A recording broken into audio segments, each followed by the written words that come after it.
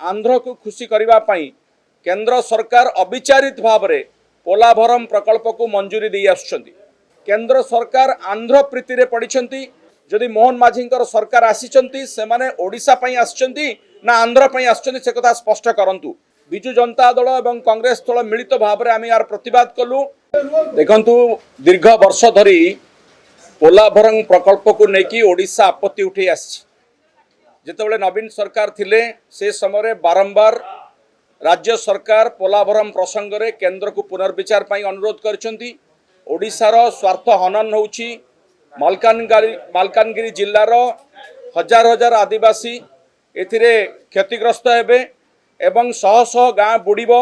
ओडिशा को जलमग्न करी आंध्र को खुशी करबा पई केंद्र सरकार अविचारित भाव में पोलाभरम प्रकल्प को मंजूरी दे आसुछंती एवं सुप्रीम कोर्टर निर्देश को मध्य उल्लंघन करा जायछि।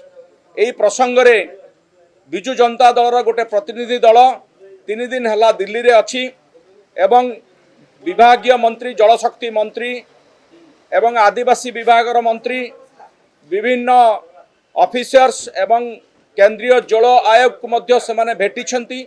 निजर आपत्ति उठेइछंती। कारण ये प्रसंग बा ये समस्या ओडिशा को लज्जित करुछि। ओडिशार स्वार्थ को हानि करुछि। ए समय रे केंद्र सरकार आंध्र प्रीति रे पड़िछंती।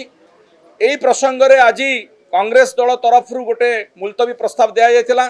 बिजु जनता दल तरफ आमे ताकू समर्थन मध्य करुथुलु किंतु से मुलतवी प्रस्ताव को ओडिशा सरकार ग्रहण कले नाही।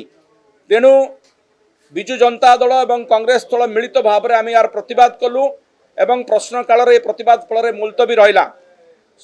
प्रसंग होची पोलाभरम आमर ओडिशार कथा। पोलाभरम संपर्क रे डबल इंजिन सरकार एबे नुआ करके जे आछंती से ओडिशार स्वार्थ बदल रे केंद्र सबु कथार हाँ मारुचंती। जदि मोहन माझींकर सरकार आसीचंती से माने ओडिशा पई आछंती ना आंध्र पई आछंती से कथा स्पष्ट करंतु।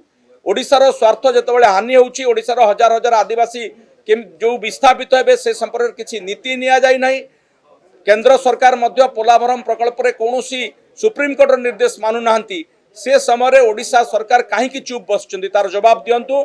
ए प्रसंग केवल विधानसभा रे नुहे कि दिल्ली रे नुहे। जदि केंद्र सरकार ओडिशा प्रति अविचार करिवे बिजु जनता दल आंदोलन को ओल्हेइबो ए चेतावनी मध्य आमे देइछु।